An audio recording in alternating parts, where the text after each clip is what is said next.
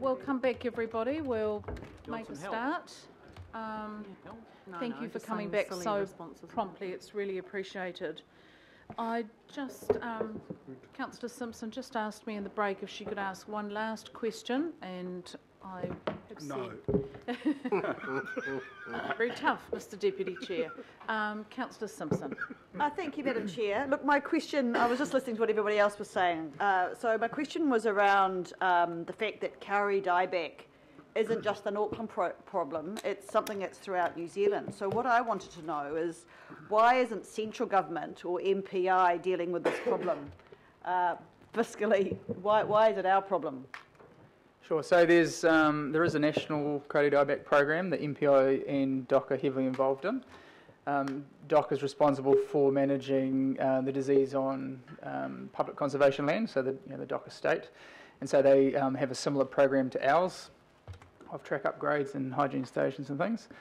And Ministry of Primary Industries take a lead role in leading the national program. So they coordinate particularly the science program for all of the regions that have kauri, rather than us all doing our own bit of research. And they also coordinate the nationally consistent messaging around kauri dieback, so that whether you're in an Auckland forest or a Northland or Coromandel forest or whatever, you'd see the same sort of signage and get the same sorts of messages. And so they do provide a coordinating role, but in that national program, the regional councils and the Department of Conservation are the delivery arms doing the work on the ground. Okay.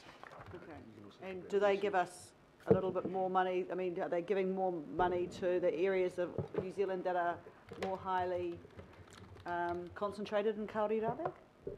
There's certainly been a lot of attention from the government on the role of central government in the kauri dieback problem, and so there are proposals around for increased investment in kauri dieback, not just from the long-term plan Auckland Council, but at a central government level too.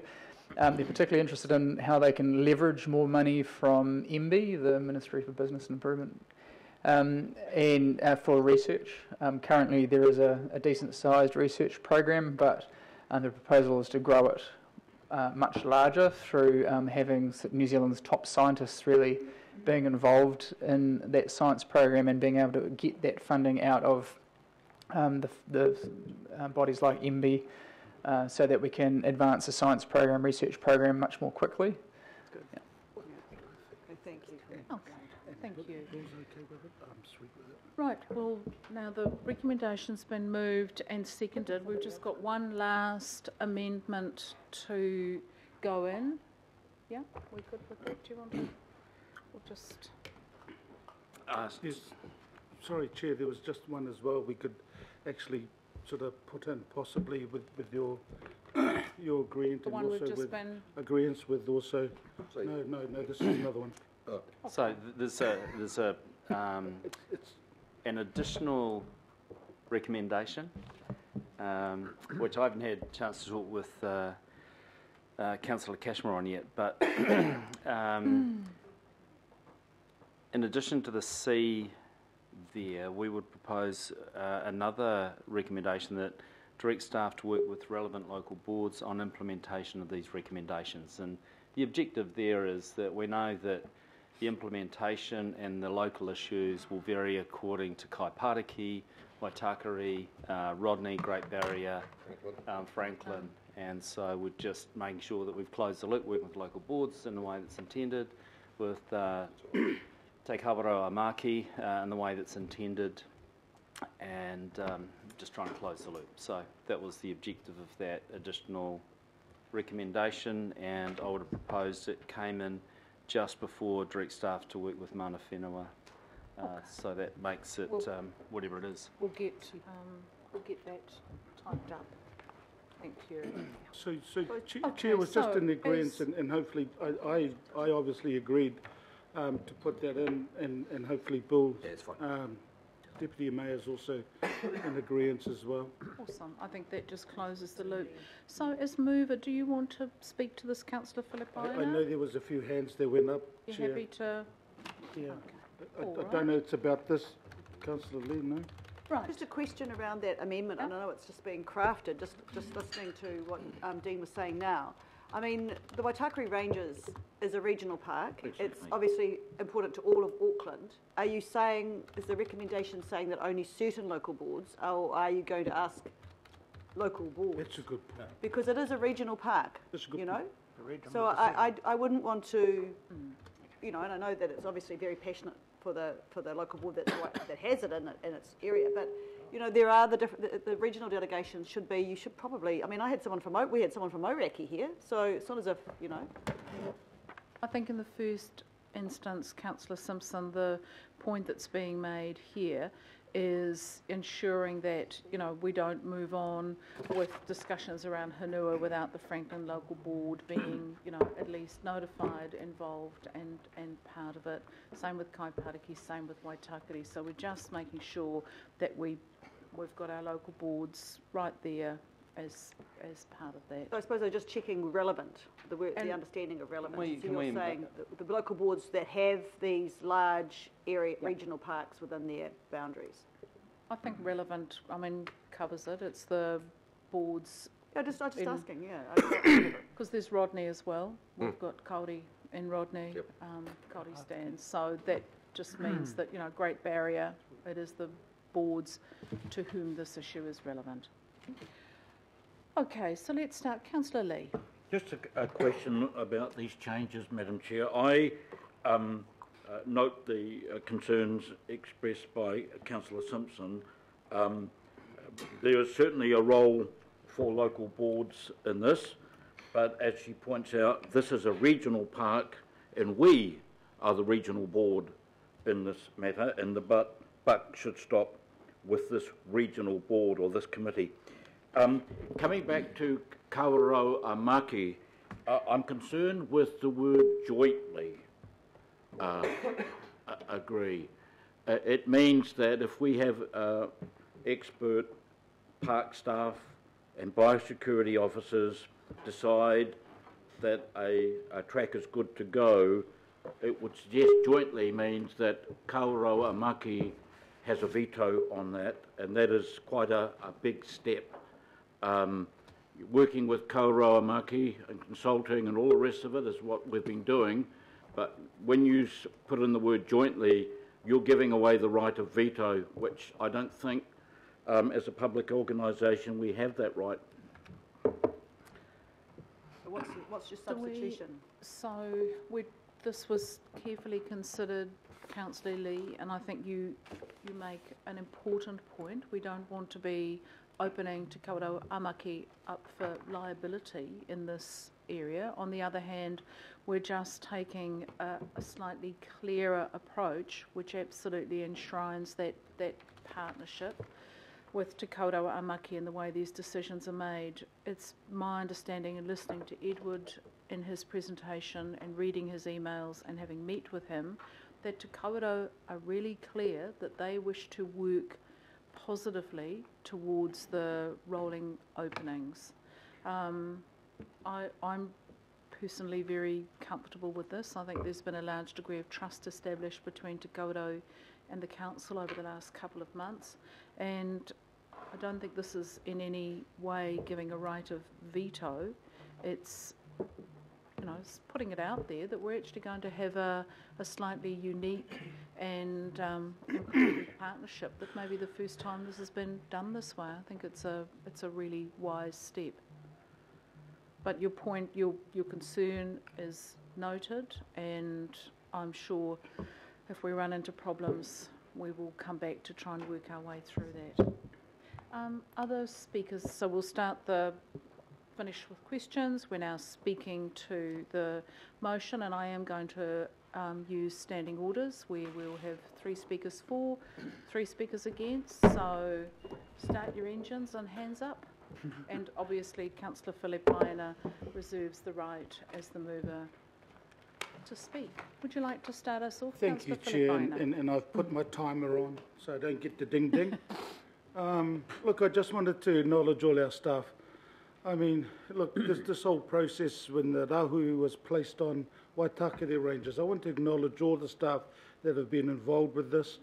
and say thank you for not only the work that's been done, but also the work that is going to be done to get to a point where I think our community, not all of them, but our community will be comfortable in regards to what Te Kawerau Maki and what they want to do, as well as our staff in Auckland Council. So just want to say thank you very much.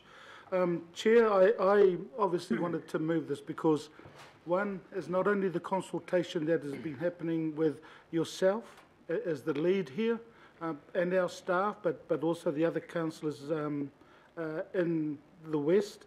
But I've also spoken to Te Kawerau Maki, and can I confirm what you said around the fact that they wanted to work with us in a very positive perspective, and totally agree with it. Chair, for us, and I won't speak long, but look, I support all that we're trying to do, and our community are coming with us, whether they like it or not, or whether they view that we're doing the wrong way, they are still there. I agree with the people that submitted earlier this morning, and I agree with them around a communications plan. Totally agree in regards to that, so there is no confusion. Also agree that our local boards, and they are very important in regards to this, is why working with Dean and some of the team around ensuring that our relevant, or the relevant local boards are consulted with this, because as Councillor Simpson pointed out, you know, it is a regional park, and it affects all our community across Tamaki, Makaurau, you know, and even the people that have businesses in there. You know, we need to ensure that they are also consulted, and you know, just let's come to an agreed position. Chair, you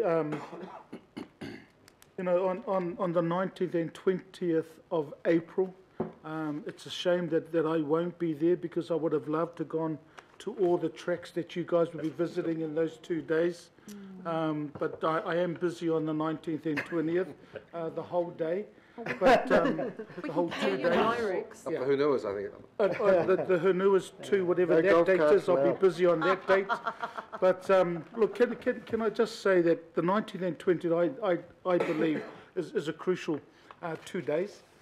Because it's consulting with mana whenua. It's consulting with mana whenua around our tracks. It's consulting with them around which ones we can have open post the 1st of May.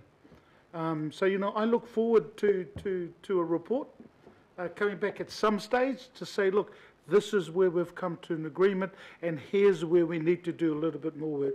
So, Chair, thank you again for your leadership and that of the staff. And in regards to I mihi to Renata, same, we're just on the wavelength in regards to that. And I think that is a very good recommendation in regards to mana whenua. So to you and to our staff at the back there that came to that position, I just want to say again, thank you so much. Kia ora. Kia ora. Kia ora matua. 4 minutes. Other speakers for or against the recommendation? Councillor Cooper. Thank you, Madam Chair. And you know, first I want to echo Councillor Filipaina's thanks to our staff, but also our local board have been heavily involved.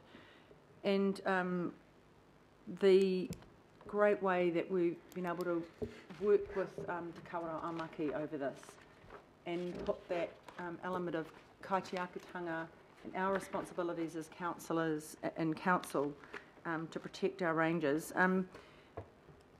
It's more than a local issue, this. It's actually a regional issue, but it's actually a national issue, because everybody's watching how we deal with this. This is really important to get it right, and it has been a tumultuous path. It has been tricky, it's been difficult, and I want to acknowledge you, Councillor Hulse, as the chair, because you have, I know, lived and breathed this since we got the report late last year, and I know how much it's taken quite a personal toll on you, and I acknowledge you for hanging in there, even though it hasn't been easy. I think we've heard from, I thought the survey was handled very well, and it was great to see all of the responses, you know, put together the way it was, so we could actually see what people thought.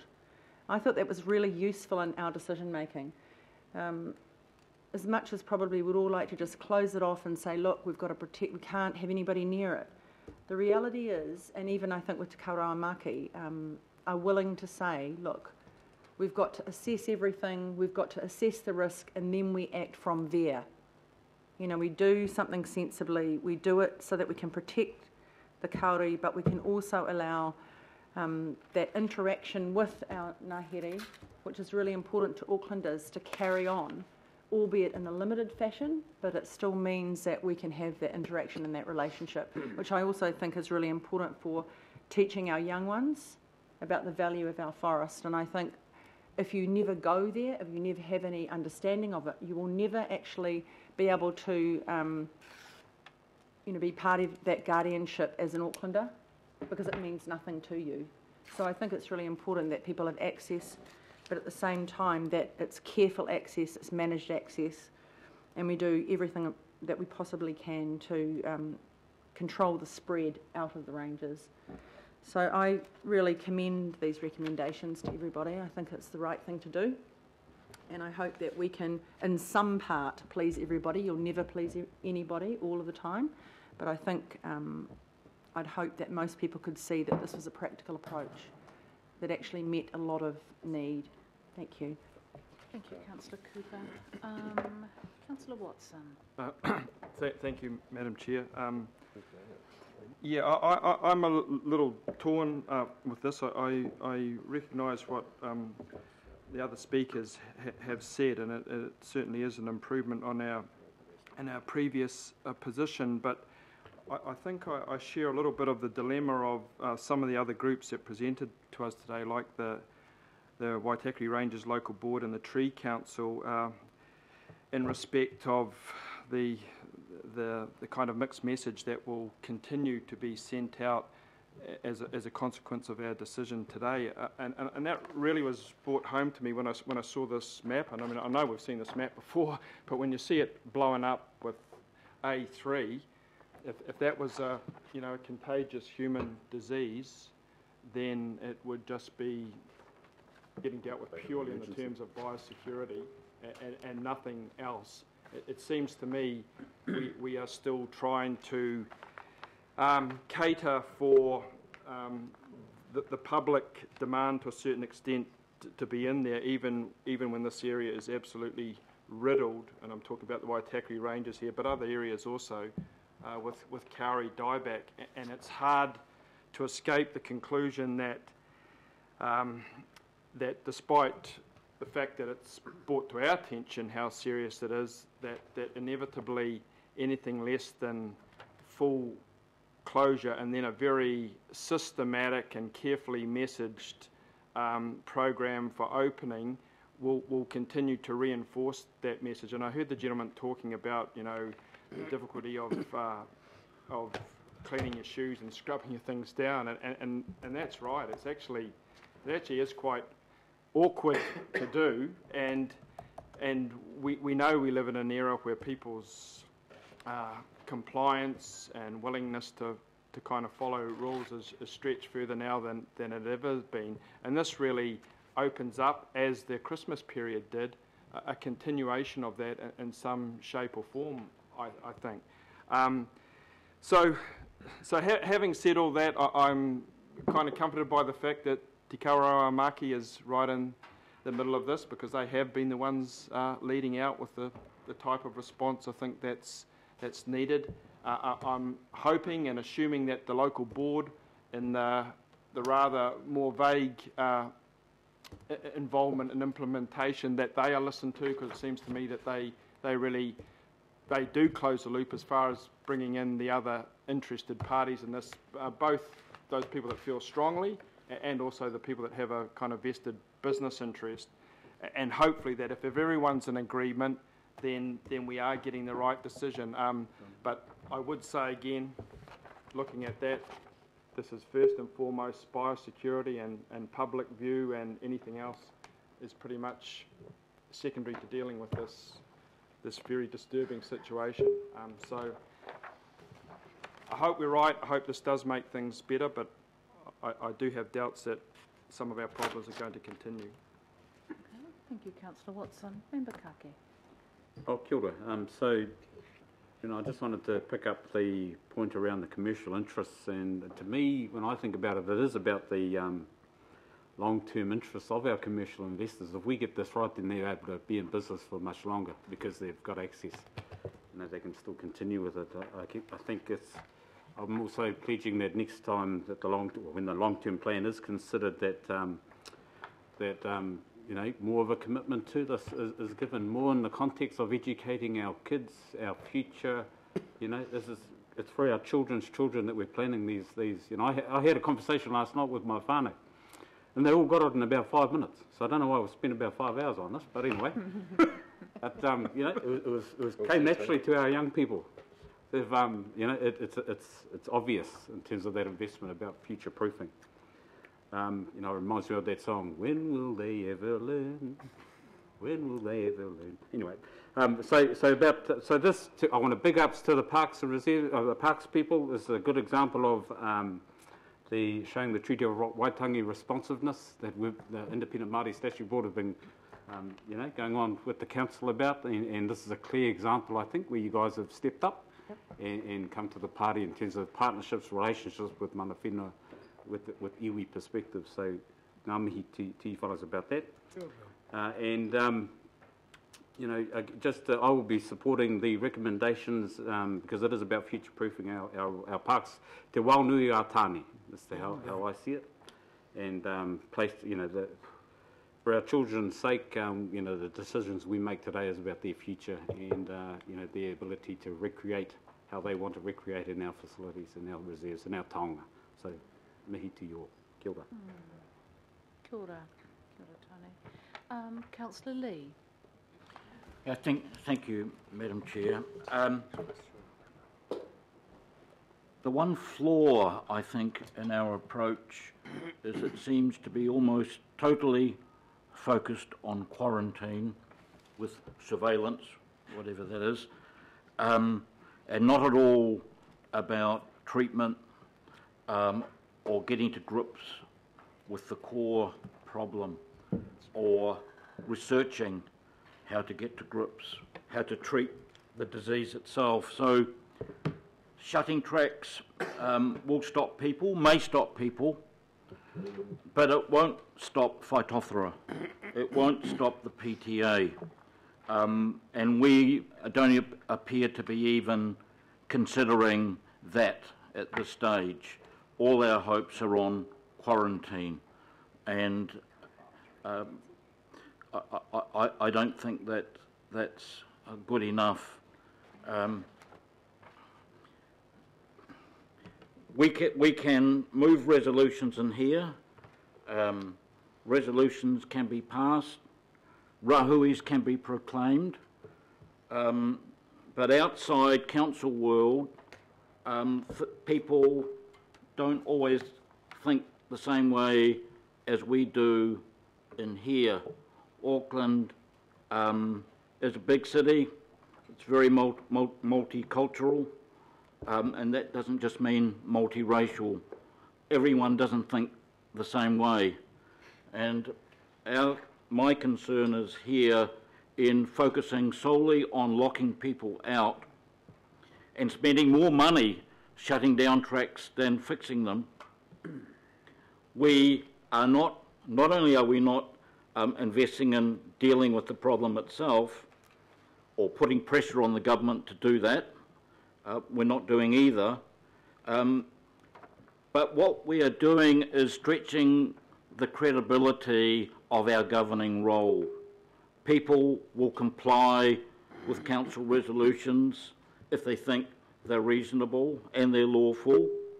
Don't forget the Waitakere Ranges Regional Park is owned by the public, owned by the people of Auckland, all of them legally own that park. And I don't get the impression that all the resolutions and all the words that is appreciated by this council. So the upshot is, and could be, a lack of support from the public. And actually, in this particular case, we are totally reliant on the support of the people of Auckland. and we haven't been getting the support because we haven't explained our case convincingly enough, in that the people of Auckland want to see evidence that we are actually trying to deal with the core problem, not just locking them out because of a rahui. I think we need to be frank about that. There is a deep flaw in the approach this council is taking. Locking people out will not solve the problem.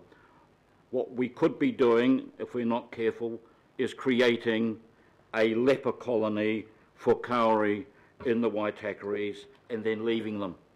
And that seems to be, on what I see in these recommendations, that's what we appear to be doing.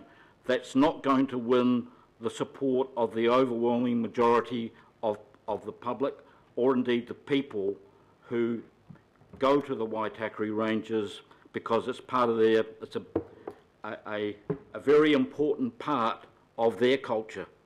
So I think I'll leave it at that, Madam Chair. I am concerned about the precedent created about joint decisions about public access to regional parks.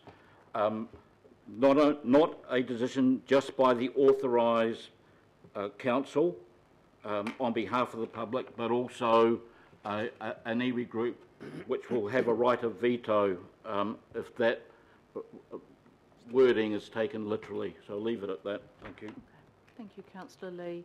And just as we report this back, it's very clear that this discussion today was focused on track openings and closures, the work around phosphate injections, research and the other work that's been done will be quite separately Still thinking reported. about it, not doing it. We are, Councillor, and we just need to make sure that all councillors and local board members are aware of that. Now, just need, we've had 3 speakers for and a speaker against. Are there any other speakers against? If not, we're going to put the recommendation, and I'm happy to do that right now. Councillor? Is it possible to take the items separately? There may be some of us that are supportive of some items but not others. Which ones?